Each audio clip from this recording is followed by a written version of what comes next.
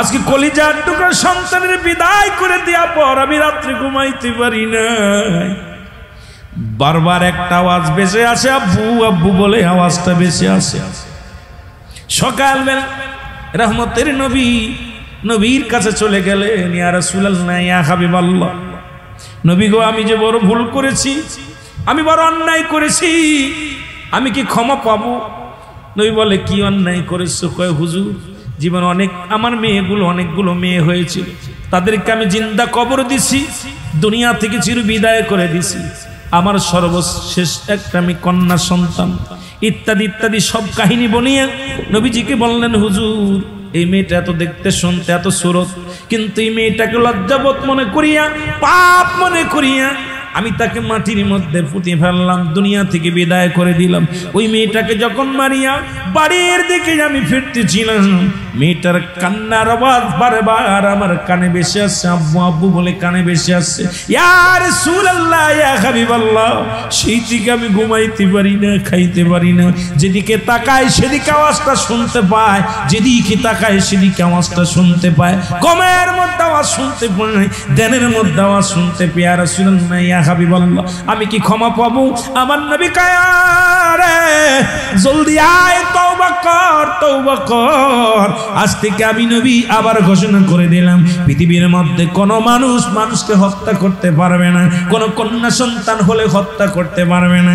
আমার নবীজির আইন, আমার নবী অন্ধকারকে আলোর দিকে ফুটাইল, আমার নবী মক্কা মদিনার জমিনে আসিয়া অন্ধকারকে চির বিদায় করে দিছে, জুলুমটাকে বিদায় করে দিছে, হত্যা বিদায় করে দিছে, গাঁজা মদ ইয়াবা ফেনসিডিল যত দুনিয়ার খারাপ কর্মগুলো অন্ধকারগুলো বিচ্ছিন্ন করে জগৎ থেকে সরাইয়া সত্যের দাওয়াত দিছে। আমার নবী যে একটা মাত্র দাওয়াত দিছে, লা ইলাহা নাই কোনো ইলাহ ইল্লাল্লাহু, এক আল্লাহ ছাড়া মুহাম্মাদুর রাসূলুল্লাহ সাল্লাল্লাহু আলাইহি ওয়াসাল্লাম আল্লাহর প্রেরিত রাসূল বা বান্দা হলো আমি নবী। এই মেসেজটা দিয়ে গেছে, সেই মেসেজটা আজকে এত বছর পরে বাংলার জমিনে দেখি রে মুসলমান। সবচেয়ে বড় লজ্জা লাগে তখনই রে মুসলমান, আজকে কোথায় জিনা বিচার হয়? ঢাকা মর্গে দেখলাম মরা মানুষের সঙ্গে জিনা হয়, চট্টগ্রামের মর্গে দেখলাম মরা মানুষের সঙ্গে জিনা হয়। চট্টগ্রামের মানুষ সুন্নি বলে দাবি করো, লজ্জা লাগা উচিত আমাদের, কারণ এই চট্টগ্রামের জমিনে মর্গের মধ্যে মরা মানুষের সঙ্গে জিনা হয়েছে। বড় কথা বললে চলবে না, এগুলো বন্ধ করতে হবে।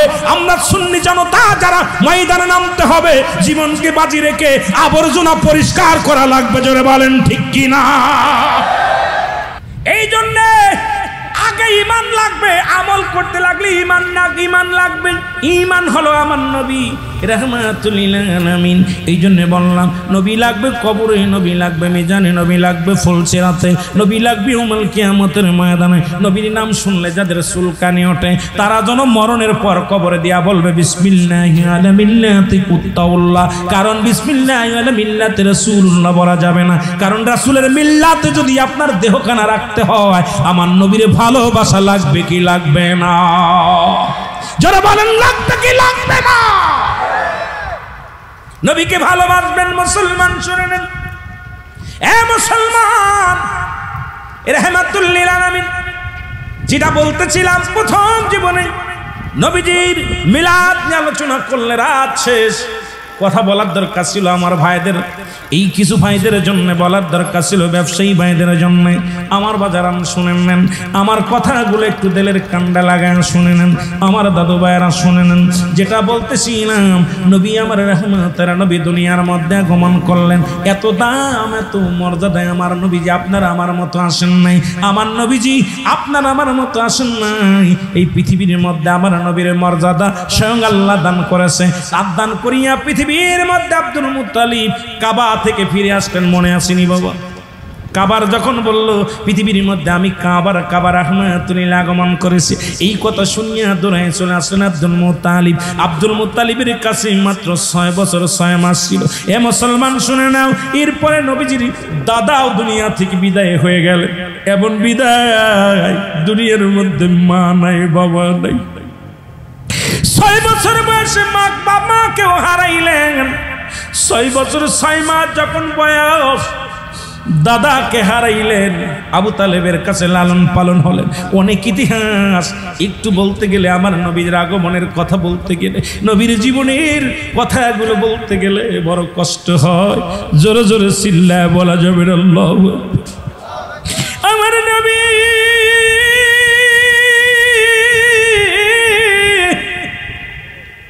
নবীর দাদা আব্দুল মুত্তালিব দরজায় চলে আসলেন। দরজায় এসে ডাকতে বলে, সুফিয়া রে, ঘরের মধ্যে কি মেহমান আসছে? সুফিয়া কয়, বাবা জীবনে এমন মেহমান আমার নজরে দেখি নেই।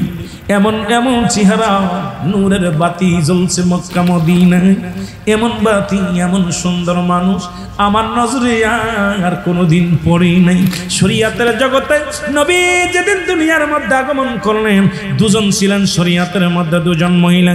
একজনের নাম হলো হযরত মা আমেনা, যার গর্ভে নবী দুনিয়ার মধ্যে আগমন করলেন। আর একজন ছিলেন রাসূলের ফুফু সুফিয়া, মারিফাতের দৃষ্টিতে ছিলেন। ও মুসলমান, জান্নাত থেকে চারজন মহিলা, মা হাওয়া, মা মাসিমা, মারিয়াম, মা আসিয়া। এ মুসলমান শুনে নাও, গভীর মনোযোগ। পৃথিবীর মধ্যে নবী আসলেন, শরীয়তে দুজন ছিল। মা সুফিয়া বলে, পৃথিবীর মধ্যে কত মানুষ আমি দেখলাম, এমন নূরের মানুষ আমার নজরে পড়ে নাই। অন্ধকারের মধ্যে নবী যখন দুনিয়ার মধ্যে আগমন করলো, সঙ্গে সঙ্গে অন্ধকারটা পরিষ্কার হয়ে গেল, আলোয় ভরপুর হয়ে গেলেন। জোরে জোরে চিল্লায় বলেন আল্লাহু আকবার। আরো জোরে বলেন। আমার ভাইরা, আমার বন্ধুরা, অত তো নিচে গেলে অনেক সময় লাগবে, কারণ কত নবী আদম আলাইহিস সালাম সালাম দিছে, আসসালামু আলাইকুম মা আমেনা। ইব্রাহিম আলাইহিস সালাম সালাম দিছে, আসসালামু আলাইকুম মা আমেনা। মূসা আলাইহিস সালাম সালাম দিছে, আসসালামু আলাইকুম মা আমেনা। ও মা আমেনা, তুমি ধন্য ধন্য মাগো, পর্দার আড়াল থেকে সালাম দিয়েছে মাগো। আপনার গোদরে, আপনার গর্ভে রাহমাতুল লিল আলামিন হাজির হয়ে গেছে। বাবা ফেরেশতারা দুনিয়ার মধ্যে নেমে আসছে, জান্নাত থেকে মেয়েরা চলে আসছে। আমার নবীর মাকে সম্মান করে সেদিকে আমরা যেতে পারবো না, কারণ বাল্য জীবন নিয়ে আলোচনা করলে অনেক লম্বা আলোচনা ছিল, দুই একটা রাত কেটে যাবে, আমি এই জন্য বলতে পারবো না বাবা। আমি বলে যাই, কয়েকটা কথা বলে যাই। নবীর দাদা দৌড়ে আসছে বাড়িতে, বাড়ি এসে বলে, সুফিয়া রে, ঘরের মধ্যে কি মেহমান আসছে? কয়, বাবা দুনিয়ার বলে আকাশের চন্দ্র যেন পৃথিবীর মধ্যে আগমন করেছে। জোরে বলেন মারহাবা।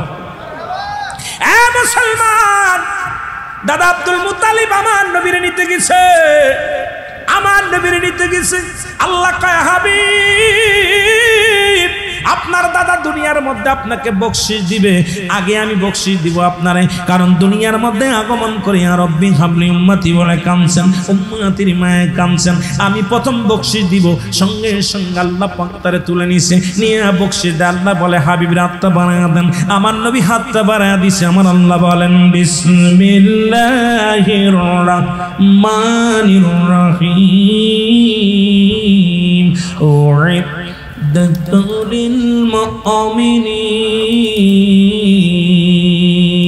আল্লাহ ডাকতে বলে, হাবিব,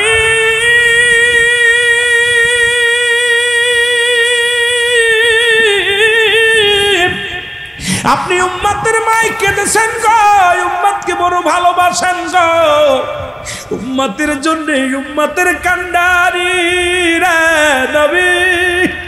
হাবিবেরা, উম্মতের জন্য আপনি চোখের পানি ফেলছেন নবী গো। আমি দেখেন প্রস্তুতি করে রাখছি কি উম্মতের জন্য, দেখেন গো নবী, আপনি ডান হাতটা বাড়ায় দেন। আপনার উম্মতের জন্য রাখছি একটা নয়, দুটি নয়, 8টা জান্নাত প্রস্তুতি করে রাখছি। জোরে বলেন মারহাবা। আর একটু জোরে বলা যাবে না মারহাবা। আল্লাহ রাব্বুল আলামিন ডাকতে বলে, হাবিব,